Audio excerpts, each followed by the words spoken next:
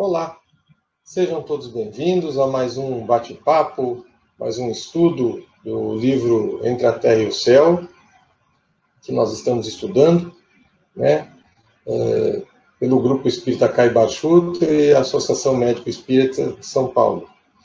Muito bem, então, como é tradicional, como nós fazemos lá nas quintas-feiras, antes de começarmos esse trabalho, vamos à nossa prece, né?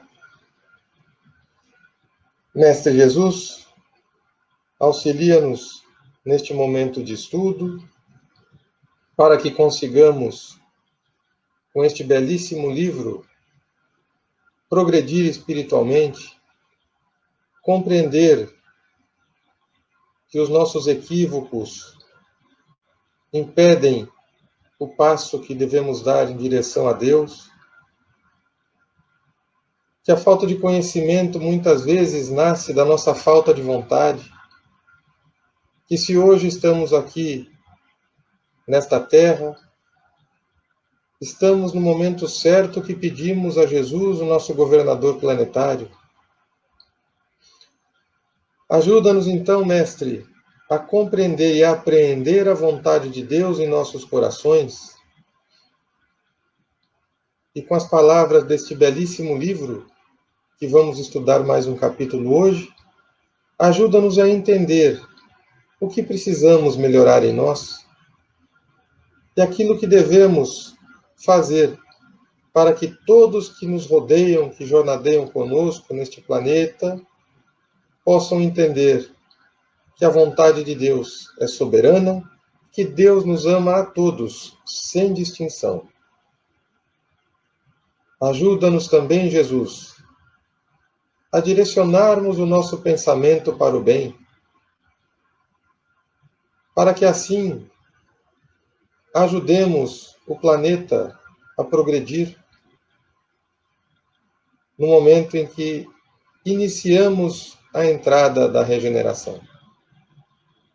Pedindo autorização ao diretor espiritual dos trabalhos da noite de hoje, damos por abertas as nossas atividades. Graças a Deus, graças a Jesus. Bom, muito bem. Então, capítulo 14, entendimento.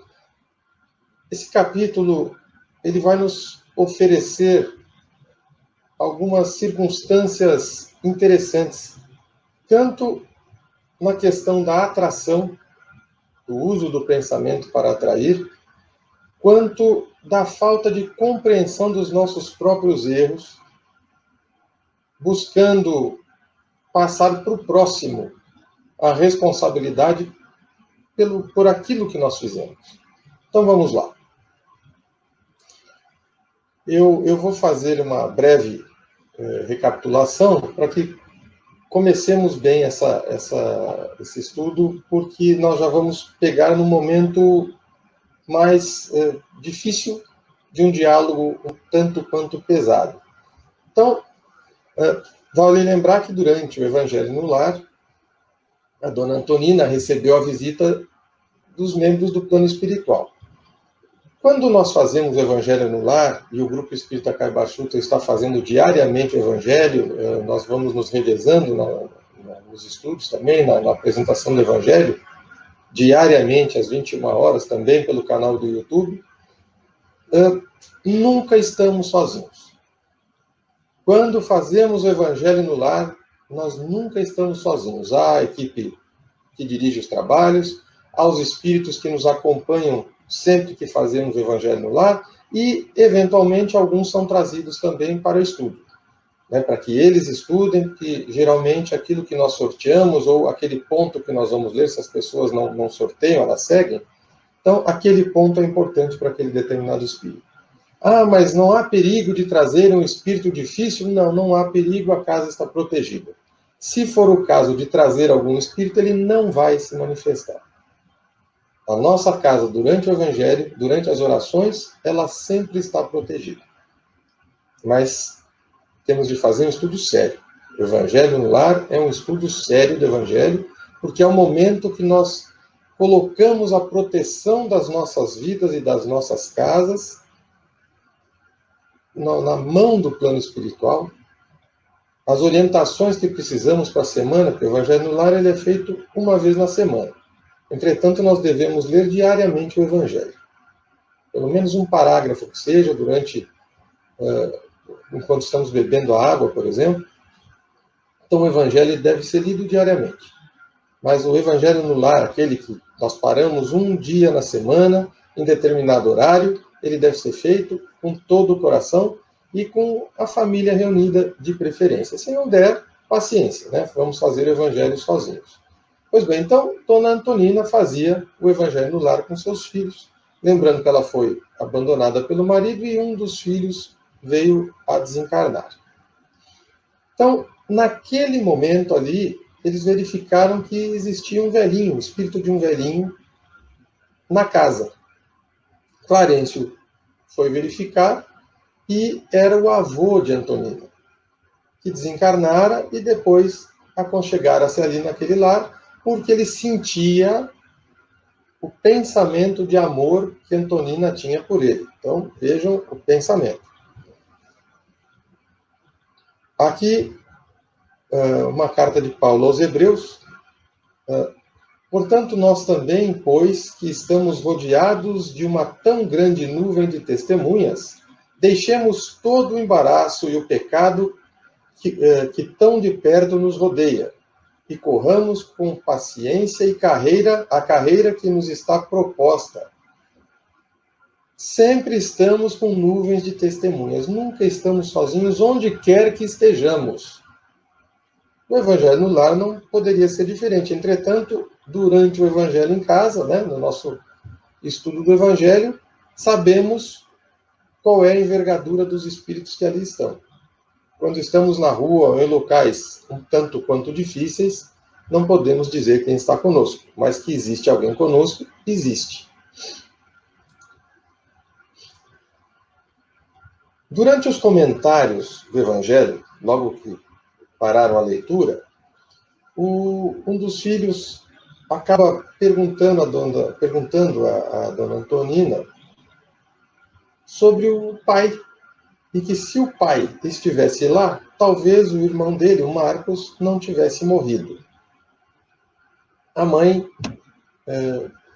pede ao filho que tenha confiança em Deus, né? Então ela demonstra que se aconteceu, aconteceu porque assim Deus o quis. E ela coloca que o filho fora chamado por Jesus. Esse momento que nós vivemos hoje, como nós podemos entendê-lo? Creio que é um momento para nós pensarmos o que estamos fazendo da nossa vida. O momento que vivemos hoje é um momento difícil, onde precisamos da confiança em Deus acima de qualquer coisa. Dona Antonina chama a atenção do filho para essa questão da confiança em Deus. Como estamos nós nos dias de hoje? Confiando em Deus ou procurando culpados? Sabemos que o mundo passa por uma transformação. Por que seríamos privilegiados de não passarmos também pela situação difícil? Não é o momento de procurar culpados, mas de buscar soluções. Soluções para a nossa reforma íntima. E a confiança em Deus, para que consigamos encontrar um remédio que seja definitivo, a vacina, mas enquanto isso não acontece, é porque Deus assim não o permitiu. Então o momento não é de buscar culpados, de ofender, o momento é de resignação, de busca do eu, introspecção. O ensinamento que a vida ali nos ofertava era efetivamente sublime, e hoje nós poderemos usá-lo para nós, para a situação que o Brasil passa, a pátria do Evangelho que um dia será. E agora estamos nos preparando para sermos o coração do mundo. O próprio Chico disse que ainda não somos a pátria do Evangelho. Então, Clarencio coloca aqui: ajudemos, o momento determina auxiliar. O momento determina auxiliar. Isto vale tanto para o nosso estudo do livro, quanto para os nossos dias de hoje. Antonina dormia. Na noite anterior, ela foi visitar o filhinho no lar da bênção. E quando Clarencio, no dia posterior, começa a fazer com que Leonardo Pires retorne àquele momento dele no Paraguai, na Guerra do Paraguai, deixando então de pensar como avô de Antonina e voltando àquele momento da sua juventude, de repente aparece Antonina lá, naquela reunião, e, com espanto, chamavam por Lola e aparece Antonina, que era Lola, a ex-namorada do Leonardo Pires, lá no Paraguai, na Guerra do Paraguai. Ela largara a família para ficar com ele e depois envolveu-se com Esteves. Clarencio já disse que Esteves está encarnado, mas em outra missão, longe dali. Enquanto isso, Leonardo e Lola, Antonino, estão ali juntos. Pois bem, vamos ao diálogo. Antonina, modificada, esfregava os olhos como quem não desejava acreditar no que via, mas, resignando-se à evidência, continuou: compadece-te de mim, compadece-te. E Leonardo rebate: que condenado no tormento da expiação será capaz de esquecer? A culpa é um fogo a consumir-nos por dentro. A culpa dele ter matado Esteves. Ele envenenou Esteves. Matou o amigo, que transformara-se naquela época em amante de Antonina, enquanto ela estava com o Leonardo Pires. Não me reconduzas ao passado, pede ela. E ele rebate novamente: para mim é como se o tempo fosse o mesmo. O inferno não tem horas diferentes. A dor paralisa a vida dentro de nós. É o drama da consciência. Se nós nos arrependemos, conforme André Luiz nos ensina, estamos dando o primeiro passo para a próxima encarnação. Entretanto, o remorso não é arrependimento. O remorso nos coloca cada vez mais para o fundo. São situações diferentes. Nós estudamos isso na quinta-feira, no estudo das 6 horas, lá no centro, nas quintas-feiras, né, antes da pandemia. Estudamos essa questão do remorso e de nós estarmos arrependidos, de arrependimento e remorso. Pois é, ele se consumia no remorso. É preciso olvidar, disse ela. Nunca! O remorso é um monstro invisível que alimenta as labaredas da culpa. A consciência não dorme. O nosso único juiz é a nossa consciência. Deus não nos julga. Quem nos julga é a nossa consciência. Onde está a centelha divina nos nossos espíritos? O pedacinho de Deus. Exatamente na consciência. Nós sabemos o que é certo e o que é errado. Nós não podemos enganar a nós mesmos. Independentemente da nossa profissão, do que fazemos na nossa vida, jamais nos enganaremos. Ele diz que a consciência não dorme. Não dorme porque ele não se arrependeu. Ele está com remorso. Ele assassinara uma pessoa, ele abandonara Lola. Aqui eu trouxe 2 imagens. A primeira, 2 pássaros saindo da gaiola, libertando-se daquelas amarras. E aqui, ao lado, a figura do credor incompassivo, que nós também estudamos este ano, ainda lá no centro, no estudo aprofundado da doutrina espírita. Primeiro, o homem pedindo perdão ao rei pela dívida que ele tinha, enorme, E, posteriormente, saindo do palácio, ele encontra alguém que lhe devia 100 denários. E toca-o na cadeia. Ele devia 10 mil para o rei perdoou a dívida. Ele encontrou alguém que devia 100, não perdoou, mandou prender o rapaz. O rei ficou sabendo, foi à cadeia, tirou o rapaz preso e colocou este credor incompassivo na cadeia. Então, como eu posso pedir perdão a Deus se eu não sei perdoar? O diálogo que nós estamos vendo ali é exatamente sobre o perdão, sobre o entendimento. Por que nascemos todos na família e a família não se entende? Porque ali estão os adversários. Jesus nos avisou. Vou colocar pai contra filho, mãe contra filha, e é dentro da família que nós vamos resolver essa questão. Temos outras pessoas do lado de fora da família para resolvermos questões, mas a família é o local ideal para que adversários dificílimos se encontrem. E ali entendam-se. O avô com a neta, o ex-namorado com a ex-namorada. Vejam então que os débitos são juntos e há débitos que cada um responde pelo seu. Ela abandonou uma família, deixou marido e filhos para ficar com ele. Ele depois a deixa à míngua, mata uma pessoa. Então, a nossa ficha não é nada fácil. Vamos lá.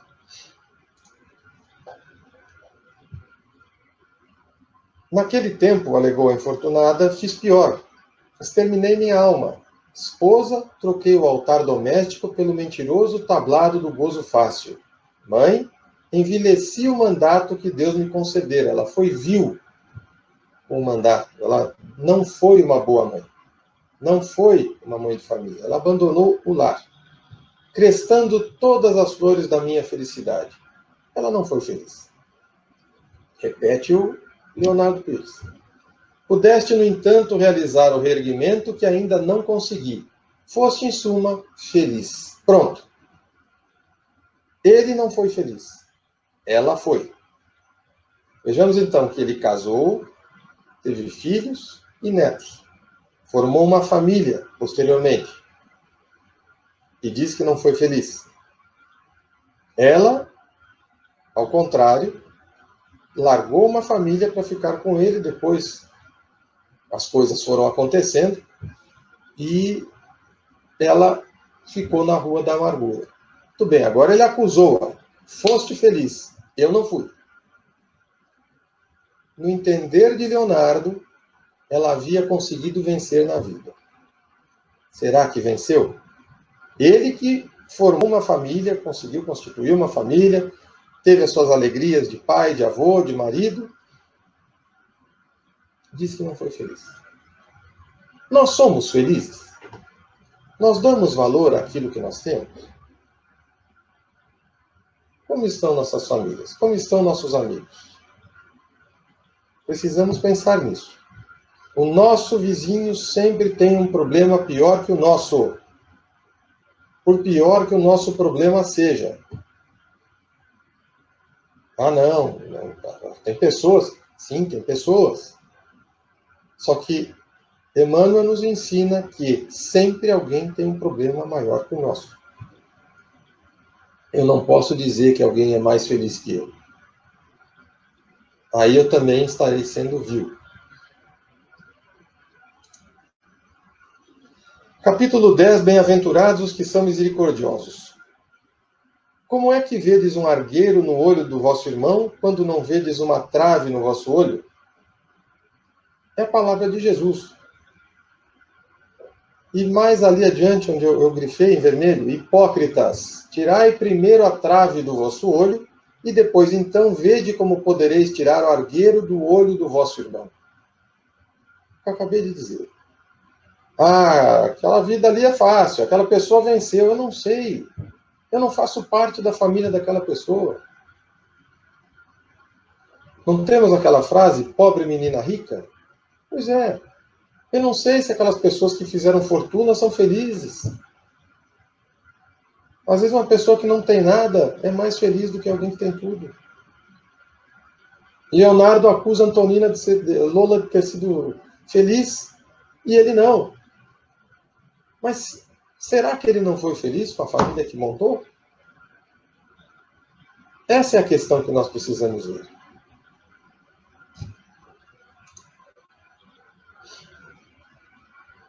Antonina vai dizer isso aqui: feliz? Acusas-me de infiel, quando, como tantos outros, te cansaste de mim. Pois é, ele se cansou dela, procurando outras novidades e outros rumos. Será que ele foi infeliz e ela feliz? Vi-me sozinha, enferma, aniquilada. Debalde busquei afogar no vinho do prazer a horrível impressão do abismo em que me precipitara. Porque quando o desencanto e a enfermidade me relegaram à margem da vida, acordou-se-me a consciência, inculpando-me desapiedada. A morte recolheu-me na vala da miséria. Aí nós vemos que as pessoas não têm a vida que pensamos que ela tem. As pessoas que julgamos felizes ou infelizes, só elas sabem qual é o problema delas. Só elas podem dizer se são felizes ou infelizes. Eu não posso dizer que eu sou infeliz me comparando com outra pessoa.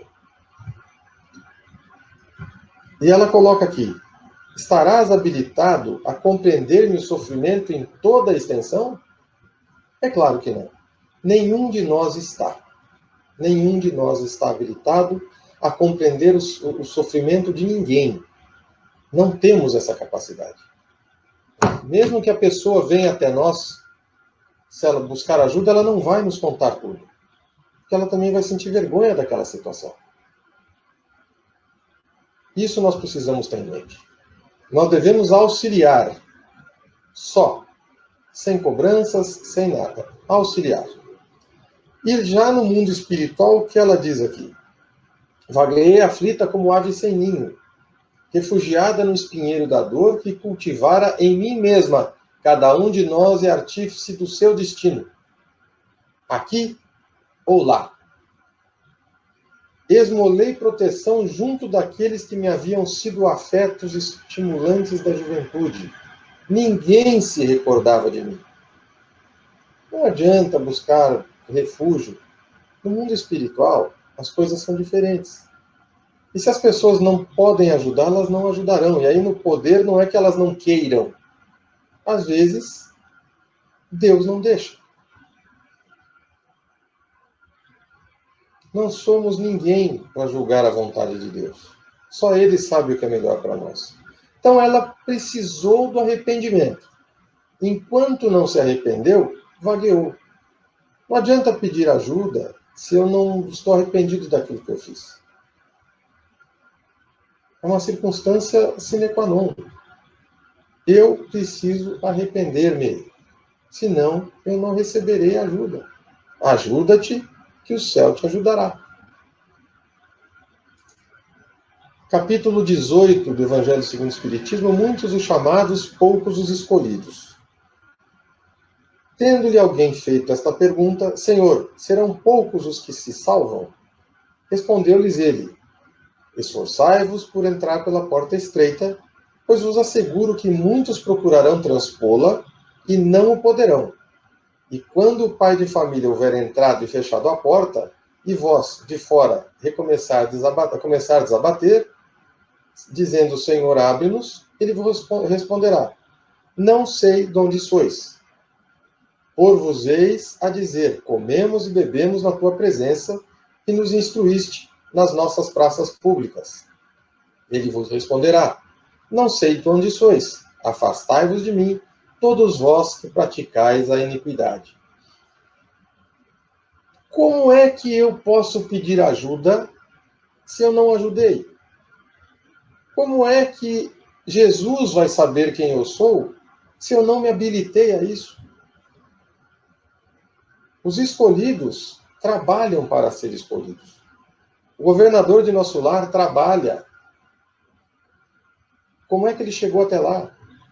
Uma vez na semana ele vai nas zonas mais difíceis ajudar os samaritanos a recolher as pessoas. Para ele, este é o trabalho que importa. O governador, ele foi eleito pelo trabalho que ele já tinha. Por tudo que ele fez antes, ele se elegeu. Mas ele não fica feliz se ele não vai ali ajudar os samaritanos. Como é que eu, que não faço nada por ninguém, vou querer que alguém me ajude? No mundo espiritual não vão me ajudar. Ah, Deus é mau. Não é mau. Eu não fiz por merecer. Olha o que Jesus diz aqui: não sei de onde sois. Como é isso?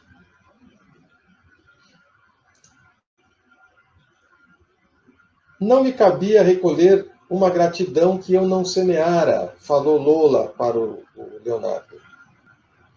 Acabamos de ver. Como é que eu posso receber alguma coisa se eu não dei nada? Ah, mas é tomar lá da cá? Não. É oferta. Eu preciso me oferecer ao serviço. Vamos lembrar dos trabalhadores da última hora?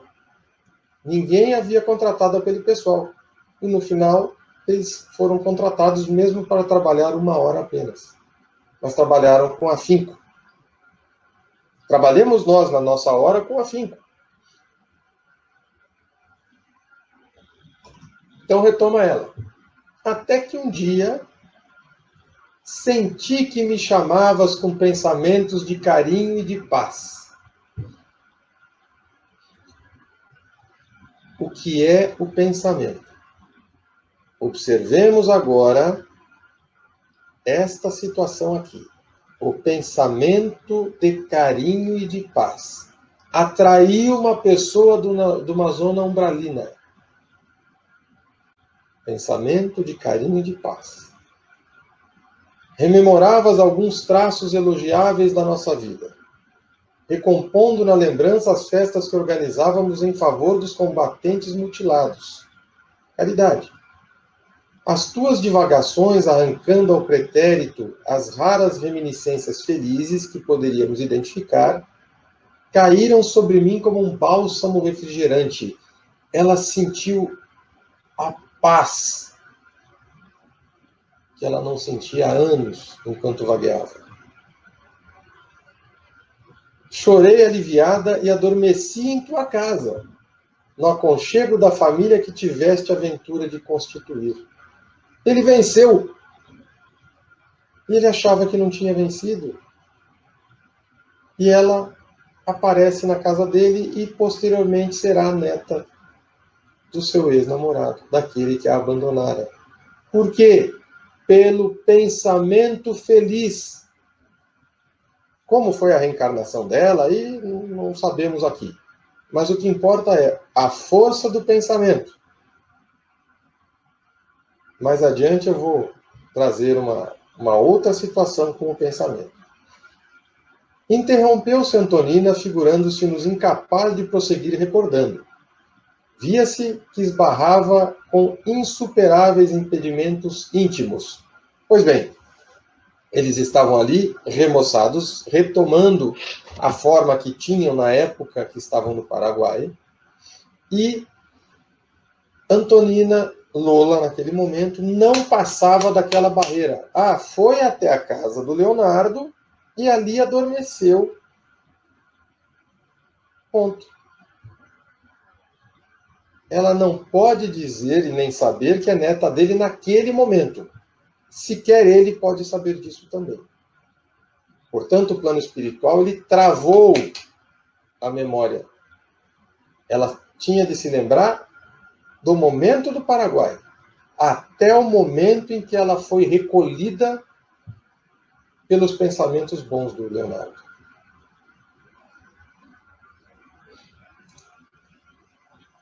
Emudecera torturada pela incapacidade mnemônica que a assaltara de improviso. A memória travou.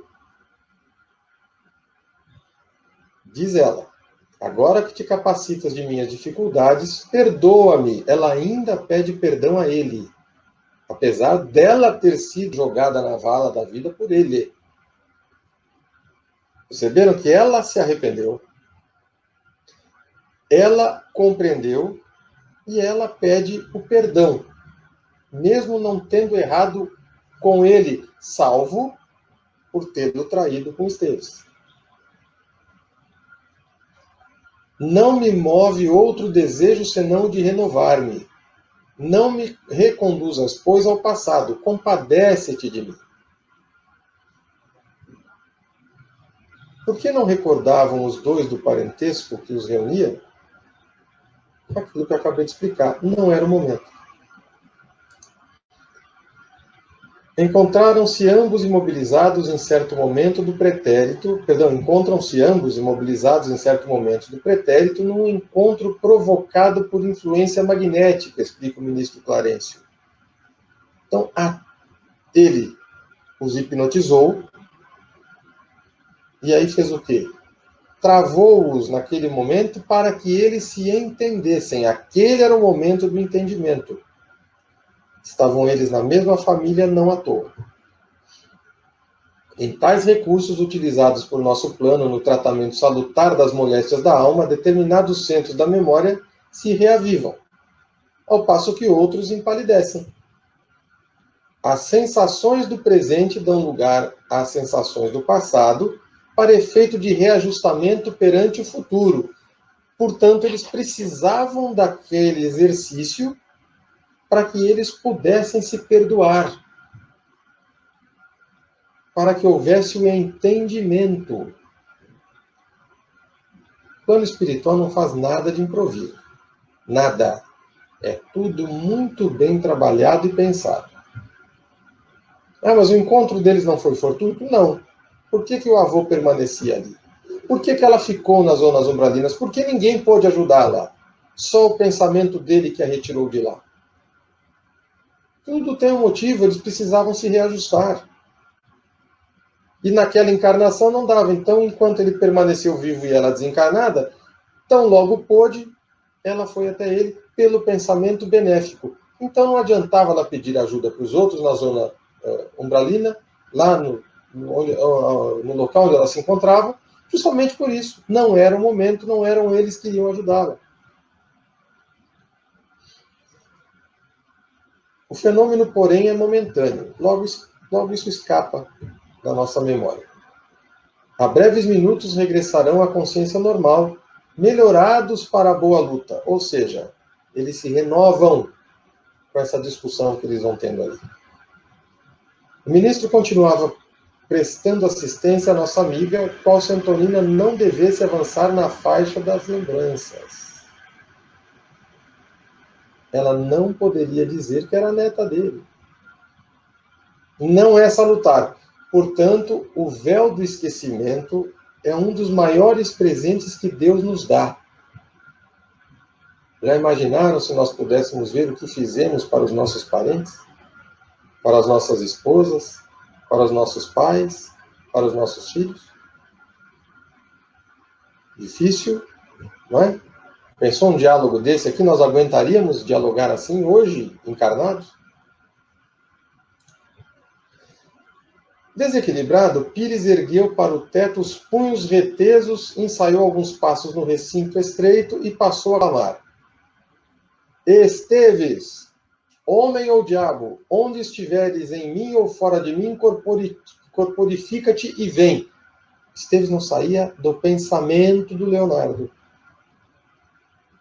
Por isso que ele fala, dentro ou fora de mim, corporifica-te. Estou pronto. Acertemos a diferença. Vítima ou carrasco aparece. Vítima dele, assassino, e carrasco dele enquanto permanecendo na consciência para o remorso. Então, Esteves se tornou vítima e carrasco. Vítima pela ação do Leonardo Pires. Carrasco pela ação do Leonardo Pires. Não que o Esteves quisesse isso. Ele estava encarnado em outra situação. Não era para resolver naquele momento, pelo menos. Encarnado na família ali com ele. Pelo menos, hein? Continua ele aqui. Que meu pensamento te encontre e te traga. Que as forças do nosso destino se reúnam, enfim, corpo a corpo. Alguns instantes decorreram quando fomos surpreendidos pela entrada de nova personagem na sala.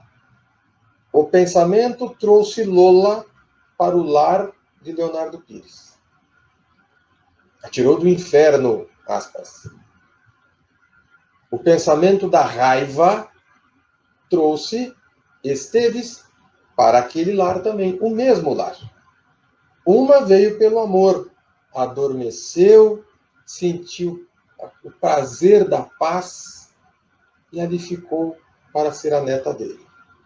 O outro vem pelo pensamento da raiva.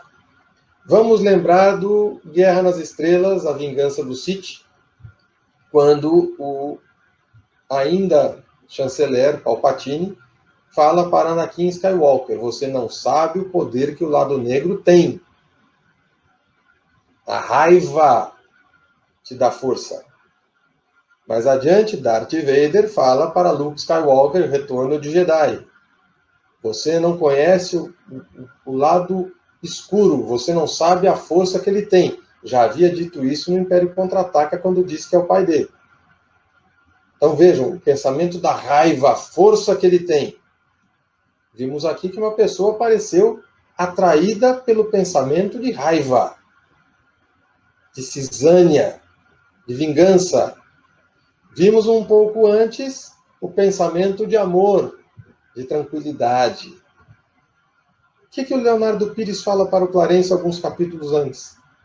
Ah, eu fico aqui porque a minha neta me ama, porque eu sinto um pensamento bom dela, eu gosto de ficar aqui, eu sinto paz. Ele não sabia que a Antonina era Lola. Mas a mesma paz que a atraiu pelo pensamento dele, a fez ficar pelo pensamento dela. Neta, não mais pensando como Lola, mas o amor que ela tinha pelo avô. E ele por ela. Percebam? E aqui entra uma pessoa com pensamento de raiva.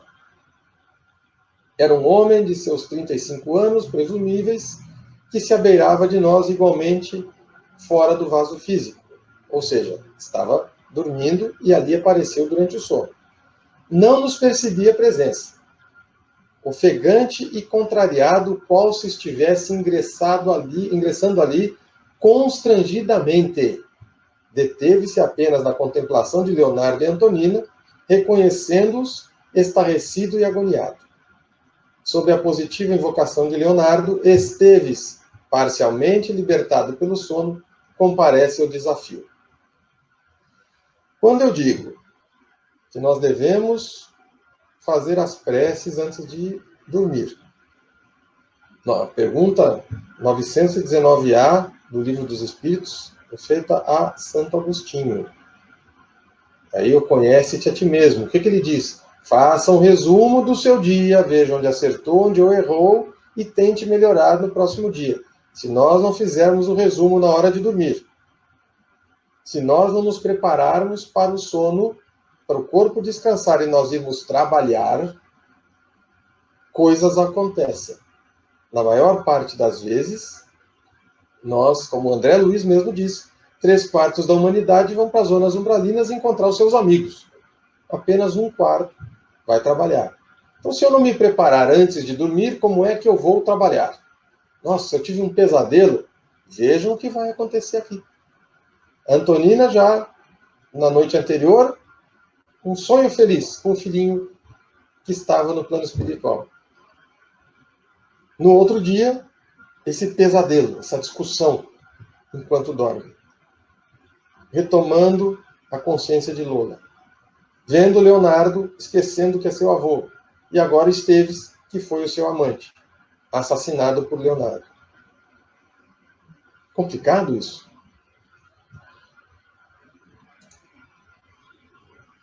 Os 3 protagonistas da cena que se improvisaram jaziam repentinamente hipnotizados por vibrações de assombro e desespero. Vamos lá de novo. Sincronicidade. Carl Jung. Que maravilha. Uma chamada telefônica do nada, um encontro de uma pessoa do nada. Eu pensei e apareceu a pessoa. Olha, eu estava pensando em você. Sincronicidade. Poxa, eu pensei em você outro dia. Sincronicidade. Aqui, atração pelo pensamento. Um pensou no outro sem saber onde estava. Atraídos, se encontraram. Sincronicidade. Se na Terra, encarnados, acontece isso, como no plano espiritual, onde o pensamento atravessa em fração de segundo qualquer distância, porque é o que existe de mais rápido no universo, mais rápido que a luz é só o pensamento. Vejam o que aconteceu. A doutora Marlene nos explica, no Dom da Mediunidade, que o pensamento é como o leito do rio, né? Então, olhem o que nós fazemos do nosso pensamento. Com amor, ele atraiu Lola. Com raiva, ele atraiu Esteves. Agora sim, vieste mesmo. Vejo-te fora da minha cabeça, vejo-te como és. Ou seja, saiu do pensamento e entrou ali. Agora sim, a coisa está pronta. Liquidemos nossa conta. Risca-me dentre os vivos, ou eu te riscarei. Ele ainda acha que está encarnado. O retorno ao Paraguai o fez entender que ele estava encarnado. E o Esteves, sem entender nada, né? Conheço-te, odeio-te, assassino, assassino. Engalfinhar-se-iam se o Clarencio não interferisse.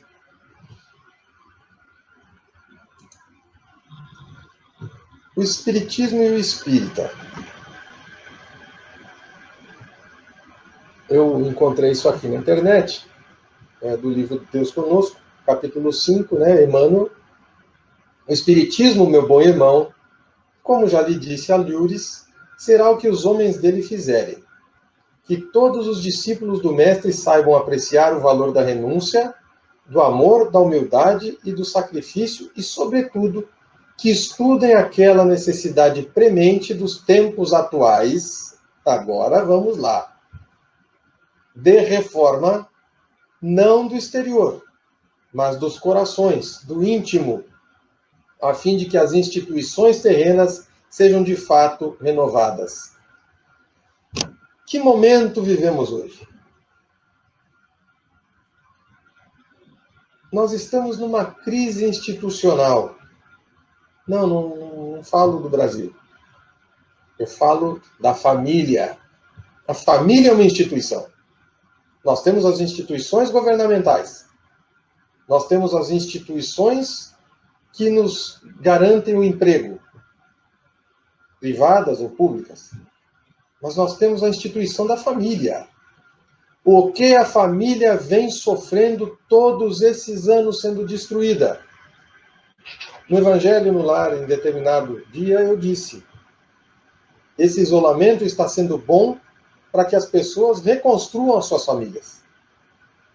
Pessoas que não se falavam voltaram a se falar. Pais e filhos voltaram a ter um diálogo, voltaram a se abraçar, a se beijar. O pai deixou de ser aquele estorvo para o filho e o filho deixou de ser a decepção para o pai. Será que passamos por um momento à toa? Meus irmãos, o momento, eu repito, não é de encontrar culpados, é de achar soluções. Então, como é que eu vou colocar a culpa nos outros, das instituições alheias à minha família, se eu não auxilio a minha instituição que a mim compete auxiliar? Seja eu pai, filho, sobrinho, neto, não importa. O que estou fazendo eu da instituição que me compete? Eu estou me reformando? Eu estou aproveitando este momento para auxiliar a minha família? Como está o meu crescimento moral? Ah, não, mas a culpa é do fulano, que não sabe fazer. Não. Reforma não do exterior, a fim de que as instituições terrenas sejam de fato renovadas. Eu não posso renovar a família. A família, nesses últimos anos, perdeu. Não vou entrar aqui em um seara alheia ao nosso estudo. Mas todos sabem que tentaram destruir a família. E Deus coloca agora todas as pessoas em casa encerradas para que reconstruam as suas famílias. Tomemos muito cuidado com certas orientações que buscam destruir a instituição mais antiga deste planeta, que é a família.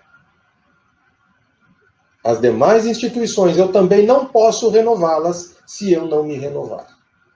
Eu não posso cobrar das instituições, empresas, das instituições governamentais, se eu não sei cuidar da minha instituição, família. E outra mais importante ainda, a minha consciência. Vamos, a minha consciência é mais importante que a minha família? É, porque sem uma boa consciência eu não terei uma boa família.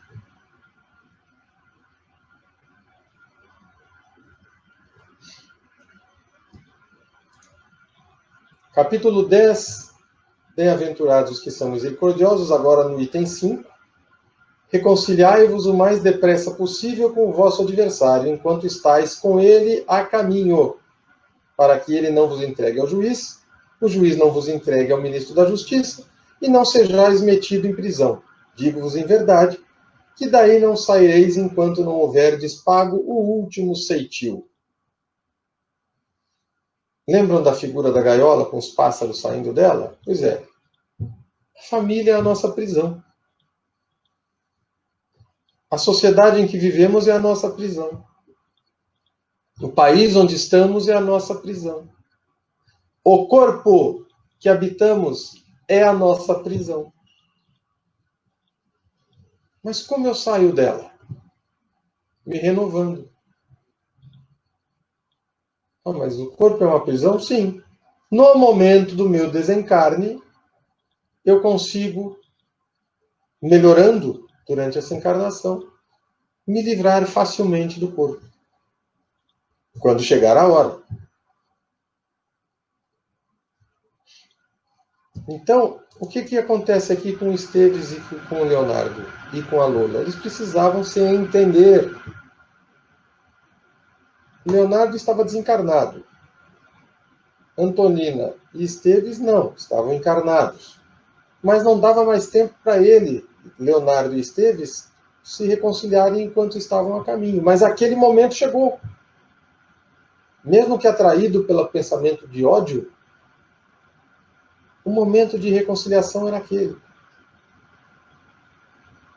É o momento do entendimento.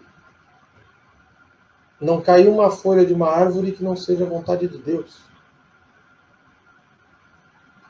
Se aquele momento chegou, aproveitemos a oportunidade. Tocado pelo ministro, Esteves enxergou-nos e, surpreendido, aquietou-se. Clarencio confiou a nossa vigilância e, dirigindo-se a Leonardo em voz segura, concitou: meu amigo, extirpa da mente a ideia do crime. Achas-te cansado, enfermo. Receberás a medicação de que necessita. Pronto. Clarencio acabou com a briga. Os espíritos se reencontraram, mas o Leonardo não compreendeu o momento. Num átimo, ausentou-se e regressou, trazendo ao recinto 2 amigos de nosso plano. Veja, o Clarencio piscaram, ele voltou. É a força do pensamento. O espírito move-se pelo pensamento. Clarencio, um ministro preparado, altamente hierarquizado, onde quer que ele pense, ele vai e volta com fração de milésimo de segundo. Esses espíritos levaram Leonardo semi-inconsciente para um santuário de reajuste, um hospital do plano espiritual. Ele estava dementado em razão desse remorso que ele alimentara. Chamou Esteves, mas ao invés de se entender com ele, como também teve a chance de se entender com Lola, ele ficou nervoso, não soube se controlar. Em seguida, nosso instrutor acomodou Esteves na poltrona singela, recomendando-lhe esperarmos. Então, no próximo capítulo, capítulo 15, já vai começar com o diálogo com Esteves. Então, aguardem. Aguardem para a cena dos próximos capítulos. Ele obedeceu, amedrontado, né, visivelmente. Vai imaginar que nós estejamos num pesadelo. Qualquer coisa que me falem, eu faço. Eu não sei o que está acontecendo ali. creio que alguns de nós já tiveram pesadelos, assim, tanto nós como figura de algozes, como nós como vítimas. Então, cada um sabe o que acontece consigo na hora que dorme. Logo após amparando Antonina, procuramos restituí-la ao quarto particular. Se grande for a aventura da pobre senhora na véspera, visitando o filhinho, naquela noite assemelhava-se desditosa a um trapo de sofrimento. A vida não é fácil. Felicidade num dia, problemas no outro. Ah, mas por que Deus faz isso conosco? Deus não faz isso conosco. Nós pedimos esses testes. Somos nós, como eu disse, os artífices do nosso destino. E Antonina, ela tinha muito a restituir, sobretudo com relação à família. Porque ela destruiu a dela e agora estava nessa família nova, juntando os caquinhos do seu espírito. E, detalhe, aceitando tudo de todo o coração. Ela não falou para o Leonardo que ela queria renovar-se? Ela está renovando-se. E o Leonardo agora recolhido, e o Esteves ali esperando a hora dele do capítulo 15.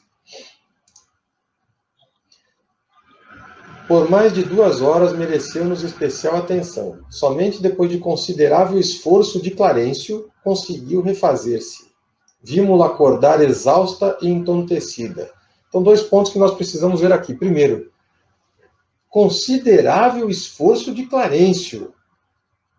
Minha gente, se o ministro Clarencio precisou de um esforço, imaginem como estava o espírito da Antonina. Se ele precisou de tanto esforço assim, é que a situação estava dificílima. Depois, eu acordei tão cansado hoje, eu acho que eu trabalhei demais. Vírgula. Trabalhou de menos, não saiu de perto do corpo, não deixou o corpo descansar. E outra, pode ter ido para lugares onde o espírito não se renovou. Trabalho, por mais que trabalhemos no plano espiritual, nós voltamos de lá sem cargas. Se não trabalhamos durante o nosso sono, estando perto do corpo ou não, nós voltamos um trapo. Sabe lá com quem vamos encontrar quando voltamos assim. Onde nós fomos quando voltamos assim.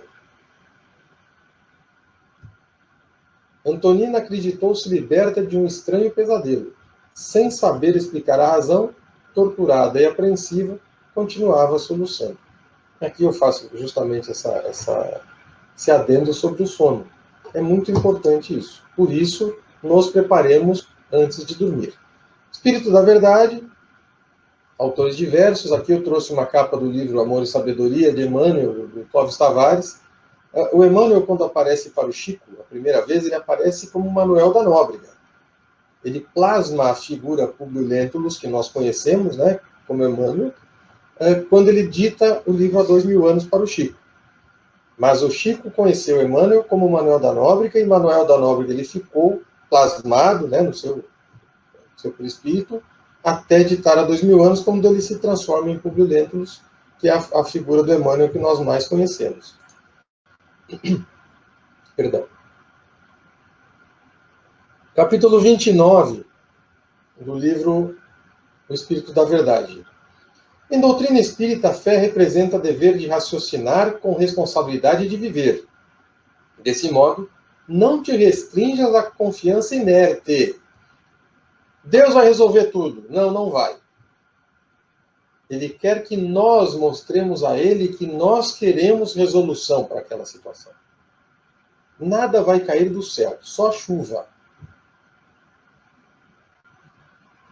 A confiança inerte é aquela que não nos leva ao trabalho. Cada um de nós tem de fazer a sua parte por qualquer coisa. E Deus vai nos dar o pedaço do pão de cada dia. Seja que tipo de pão for. Continue ele aqui. O esforço diário do próprio burilamento através das pequeninas e difíceis vitórias sobre a natureza inferior, como sendo o mais alto serviço que podes prestar aos outros, de vez que, aperfeiçoando a nós mesmos, estaremos habilitando a consciência para refletir com segurança o amor e a sabedoria da lei. Se eu não me renovar, vimos a mensagem anterior do Emmanuel, eu não vou conseguir fazer nada, porque eu não contribuí com nada. Aí chega na hora H, como é que eu fiz? Não fiz. E aí? Deus não me ajuda. Como não? Ajudou o tempo inteiro. Jesus, aquela piada que de vez em quando eu conto. Jesus disse que vai me salvar. Meu barco afundou.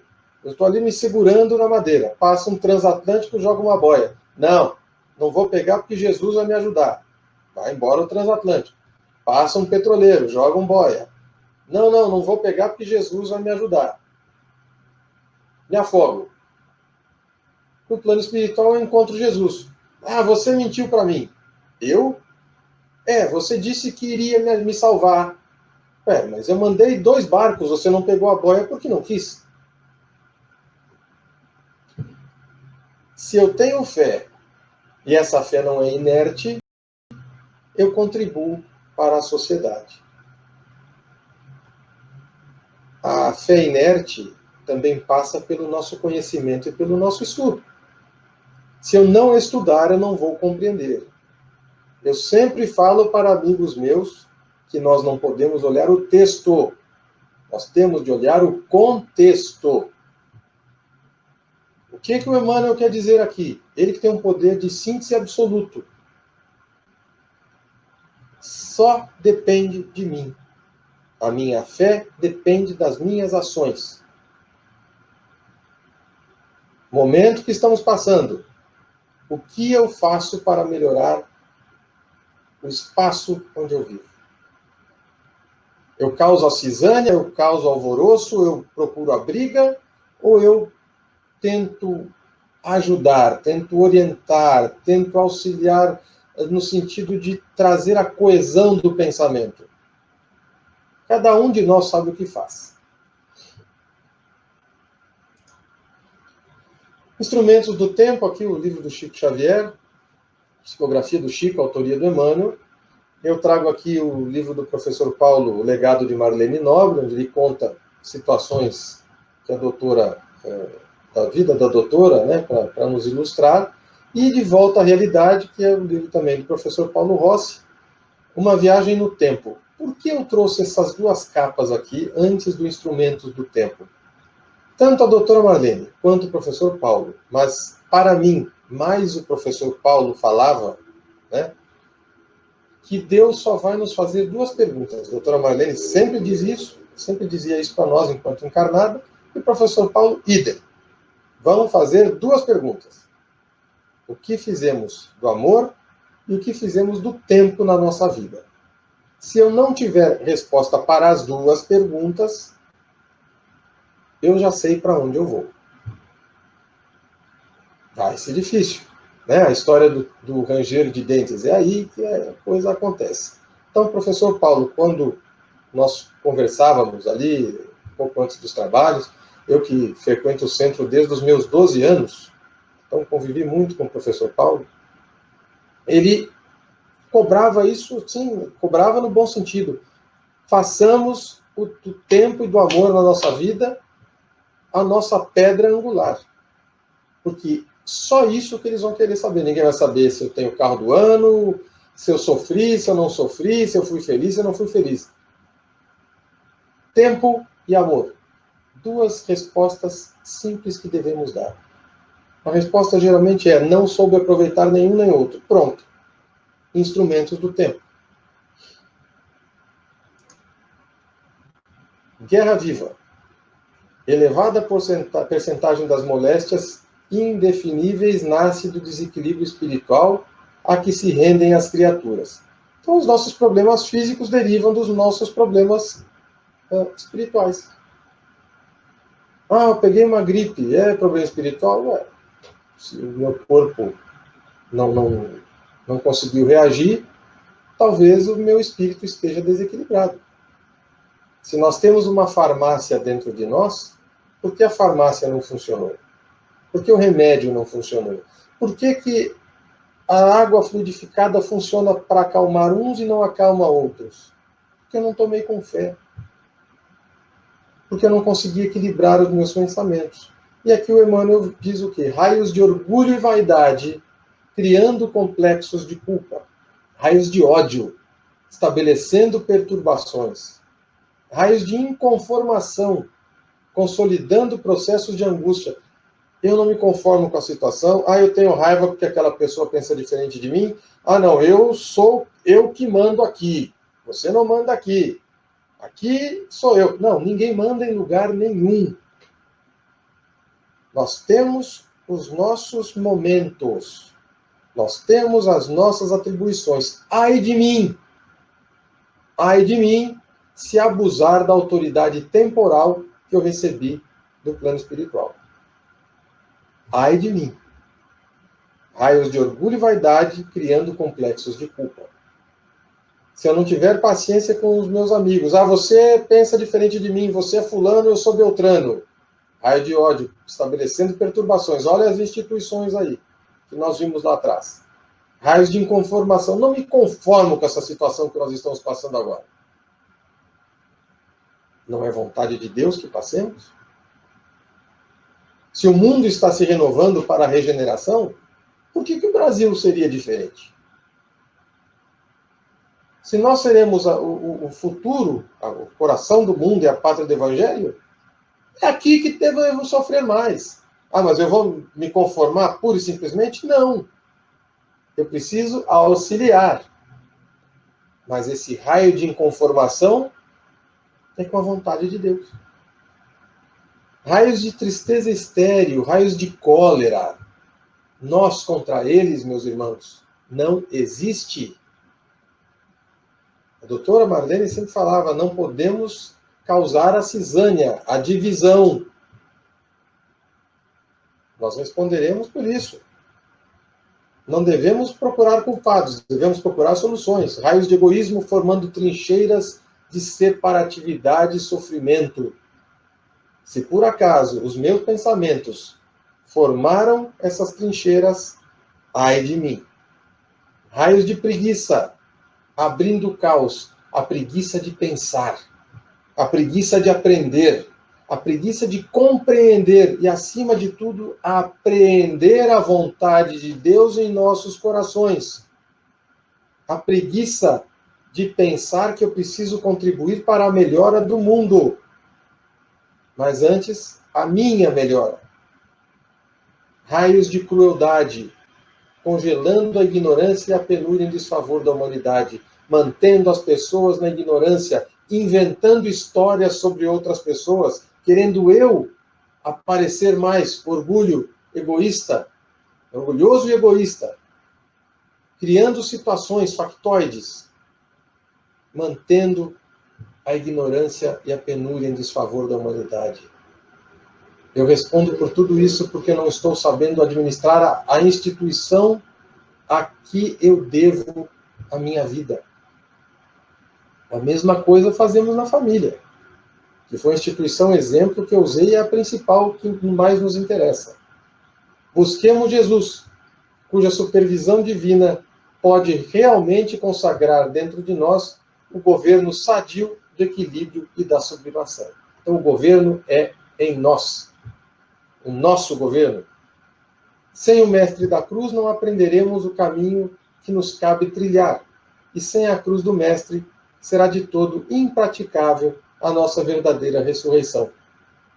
Vejam o que é este pensamento de Emmanuel. Sem o mestre da cruz e sem a cruz do mestre. Sem Jesus eu não tenho apoio. Sem a cruz do sofrimento eu não aprendo, porque eu não aprendo nada na alegria. Eu nem me lembro de Deus quando eu estou feliz. Eu não agradeço a felicidade. Então, sem a cruz do mestre, sem esse sofrimento, eu não consigo.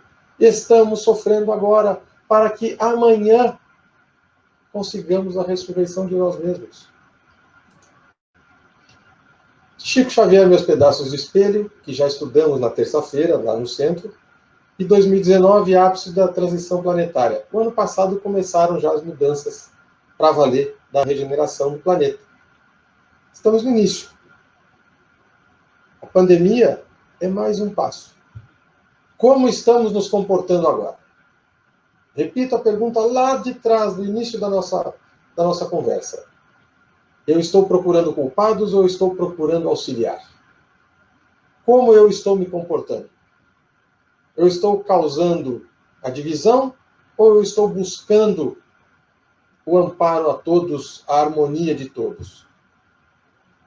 Eu me renovei durante esse isolamento? As respostas que esses dois livros nos dão nos acalmam e nos transformam. Nós estudamos o Chico Xavier aqui nos Meus Pedaços do Espelho. Existem passagens que vão falar do nosso momento atual, do momento do nosso Brasil atual. E o 2019 nos traz o panorama mundial.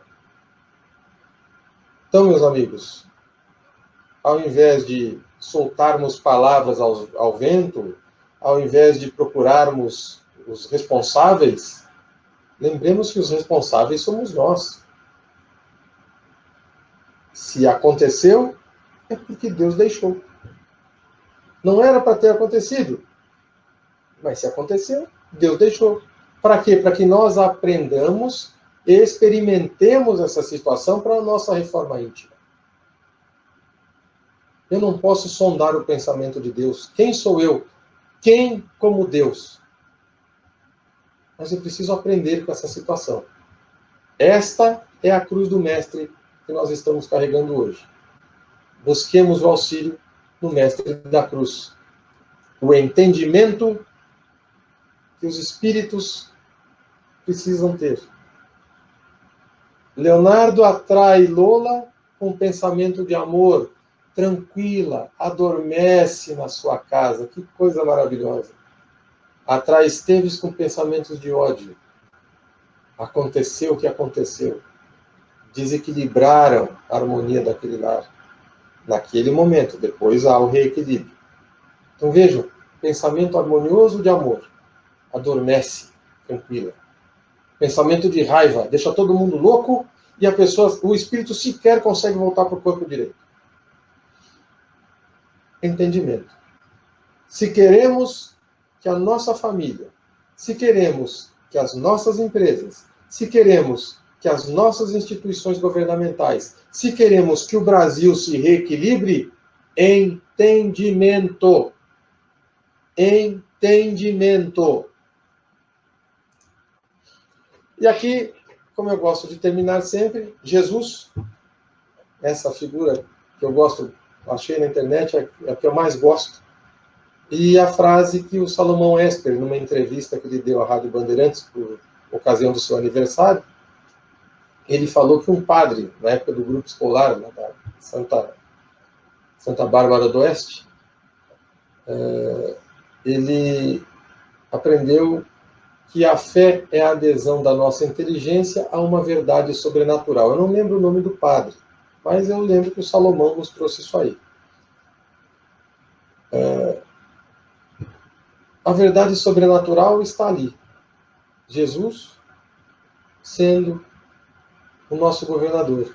E Deus, o universo, onde nós estamos banhados. Nosso Pai que nunca nos abandona e que nos dá mais uma chance de renovação.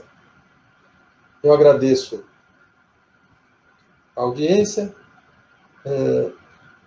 lembrando sempre que o nosso pensamento é que deve dominar as nossas ações. Pensamentos bons trazem boas ações. Pensamentos ruins fazem o que vimos entre Esteves e Leonardo. Como está o nosso pensamento para os dias de hoje? Muito obrigado. Fiquem todos com Deus. E pedindo autorização do diretor espiritual dos trabalhos da noite de hoje, damos por encerradas as nossas atividades com aquela nossa frase já conhecida pelos frequentadores do centro: vamos trabalhar. Boa noite. Fiquem todos com Deus.